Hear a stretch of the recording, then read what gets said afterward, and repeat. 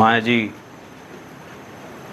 సైనికుడు దౌలత్ ఖాన్ గారి మృతికి వైఎస్ఆర్ కాంగ్రెస్ పార్టీ తరఫున మేమందరం కూడా తీవ్ర విచారం వ్యక్తం చేస్తున్నాం.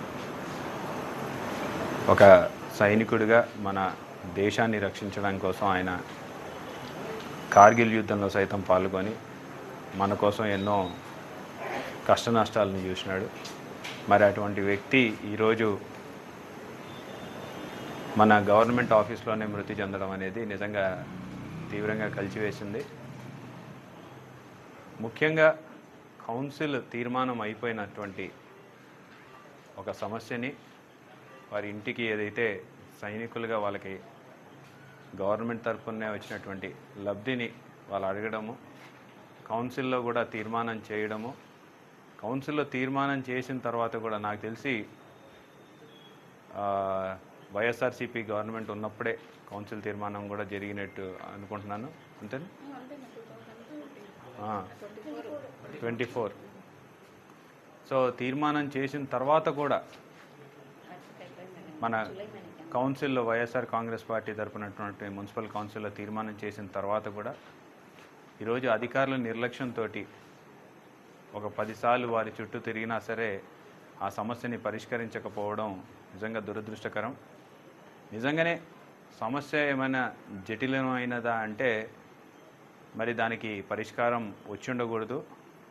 దౌలత్ ఖాన్ గారు మృతి చెందిన అదే రోజు ఆ సమస్యకి పరిష్కారం మున్సిపాలిటీ వాళ్ళు చూపించినారంటే మరి అధికారులు ఒక రోజులో చేయగలిగిన పని గత 6 నెలల చుట్టూ వాళ్ళని ఎందుకు తిప్పించుకున్నారు అని చెప్పేసి ఇక్కడ ప్రశ్నించాల్సి వస్తుంది. కౌన్సిల్లో కౌన్సిలర్లు సమక్షంలో దాన్ని రెజల్యూషన్ పాస్ చేసి మున్సిపల్ కౌన్సిల్ ఒక తీర్మానం ఇస్తే అధికారులు దాన్ని పట్టించుకోకపోతే ఇంకా కౌన్సిల్కి ఉన్న మర్యాద ఏమిటని చెప్పేసి కూడా మేము ప్రశ్నిస్తున్నాం. కేవలం వైఎస్ఆర్సీపీ చేతిలో కౌన్సిల్ ఉందని చెప్పేసి ఆ కౌన్సిల్లో జరిగినటువంటి తీర్మానాలు ఏవి పట్టించుకోకూడదు అన్న విధంగా ఈరోజు అధికారులకి ఆదేశాలు ఇస్తూ ఉన్నటువంటి ఈ కూటమి ప్రభుత్వం పెద్దలు మరి ఇటువంటి సమస్యలు వచ్చినప్పుడు దీనికి ఏం సమాధానం చెప్తారని చెప్పి కూడా మేము ప్రశ్నిస్తున్నాం. కనీసం దీని మీద ఎటువంటి రియాక్షన్ కూడా లేకపోవడం ఈ ప్రభుత్వంలో చూస్తుంటే నిజంగా చాలా బాధ అనిపిస్తుంది. గతంలో జగన్మోహన్ రెడ్డి గారి ప్రభుత్వంలో కొన్ని సమస్యలు ప్రభుత్వానికి సంబంధం లేకపోయినప్పటికీ మానవతా దృక్పథంతో కొంతమందికి అప్పుడు జరిగినటువంటి సంఘటనల్లో ప్రభుత్వం ఆదుకున్న విషయాన్ని కూడా ఈ సందర్భంగా గుర్తు చేస్తున్నాం. ఒక అబ్దుల్ సలాం విషయంలో ఆదుకోవడం అయితేనేమి, లేకపోతే ఒక కరీముల్లా విషయంలో ఆదుకోవడం అయితేనేమి, మరి ఆ రోజు జగన్మోహన్ రెడ్డి గారి దృష్టికి మా పార్టీ తరఫున మేమందరం తీసుకెళ్ళినప్పుడు తక్షణమే ఆయన సహాయం చేయడం అనేది కూడా ప్రజలందరూ కూడా గుర్తుపెట్టుకున్నారు. మరి ఈరోజు ఇక్కడ ఉన్నటువంటి ఎమ్మెల్యే గారు ఒక రాష్ట్ర మంత్రిగా కూడా పనిచేస్తూ ఉన్నారు, మైనార్టీ శాఖ మంత్రిగా కూడా పనిచేస్తున్నారు. చనిపోయిన వ్యక్తి కూడా ఒక మైనార్టీకి సంబంధించినటువంటి వ్యక్తి, భారతదేశం కోసం తన ప్రాణాన్ని సైతం పన్నంగా పెట్టినటువంటి వ్యక్తి ఇక్కడ మృతి చెందితే దాని మీద విచారం వ్యక్తం చేయకపోవడమే కాకుండా ఆ కుటుంబాన్ని ఆదుకోవాల్సినటువంటి పరిస్థితుల్లో వారిని గాలికి వదిలేసినటువంటి పరిస్థితి నంద్యాలలో చూస్తుండడం నిజంగా చాలా బాధాకరమైన విషయం.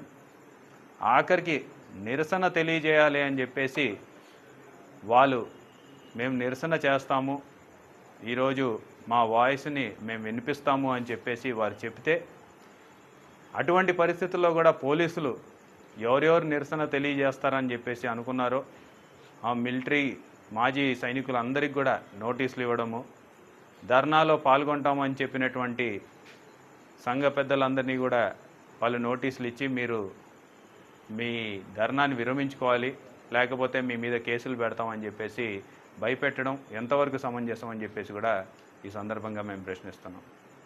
గతంలో మా ప్రభుత్వంలో 5 సంవత్సరాలు కూడా ఎన్నో ధర్నాల్లో ఎంతోమంది పాల్గొన్నారు, ఎన్నోసార్లు ప్రభుత్వాన్ని విమర్శించి మాట్లాడినారు, ఎన్నో సందర్భంగా వాళ్ళు దీక్షలకు కూర్చున్నారు. మరి అటువంటిప్పుడు ఎప్పుడు కూడా ఏ పోలీసు కూడా ఒక నోటీస్ ఇవ్వడం కానివ్వండి లేకపోతే కేసు పెట్టిన దాఖలాలు.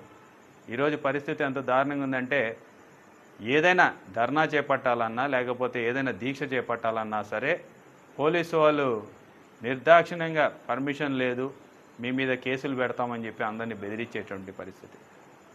ఒక వ్యక్తి హాస్పిటల్లో ఉన్నాను, నా కొడుక్కి బాగాలేదంటే హాస్పిటల్కి పోయి ఈ సైనికుడి కోసం మేము ధర్నా చేస్తామని చెప్పినందుకు వాళ్ళకి నోటీస్ ఇచ్చినటువంటి పరిస్థితి ఈ ప్రభుత్వంలో జరుగుతోంది. మరి మైనార్టీ శాఖ మంత్రులుగా ఉంటూ ఒక మాజీ సైనికుడు మృతి చెందితే కనీసం ఆ కుటుంబాన్ని ఏ రకంగా ఆదుకుంటున్నారో కూడా చెప్పనటువంటి ఈ కూటమి పెద్దల్ని ప్రజలందరూ కూడా ప్రశ్నించాలని చెప్పేసి కోరుకుంటున్నాం. తక్షణమే దౌలత్ ఖాన్ గారి కుటుంబానికి ఆదుకోవాలి. గతంలో మా ప్రభుత్వంలో ఎన్నో సందర్భాలలో ప్రభుత్వానికి అవసరమైతే ప్రభుత్వం అంటే ఆ సిచ్యువేషన్ ఆ పొజిషన్ లేకపోయినా సరే ముఖ్యమంత్రి గారు తలుచుకుంటే ఖచ్చితంగా చేయగలుగుతారు, మంత్రి గారు తలుచుకుంటే ఖచ్చితంగా చేయగలుగుతారు. కాబట్టి ఈ కుటుంబాన్ని ఆదుకోవాలి. అలానే మున్సిపాలిటీ తరఫున మా మున్సిపల్ కౌన్సిల్ ఆల్రెడీ తీర్మానం చేసింది.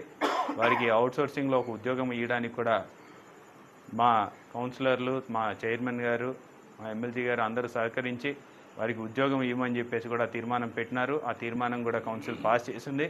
ఆ తీర్మానాన్నన్నా గౌరవించాలని చెప్పేసి మేము మంత్రివర్యులు ఇక్కడ నంద్యాలలో ఉన్నటువంటి మంత్రివర్యుల్ని కోరుతున్నాం.